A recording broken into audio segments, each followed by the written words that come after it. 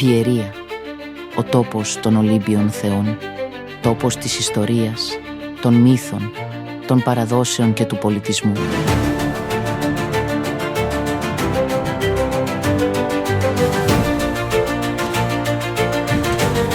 Η Πιερία του Φεστιβάλ Ολύμπου, ενός σύγχρονου πολιτιστικού θεσμού της περιφέρειας με πανελλήνια εμβέλεια και διεθνή ορίζοντα.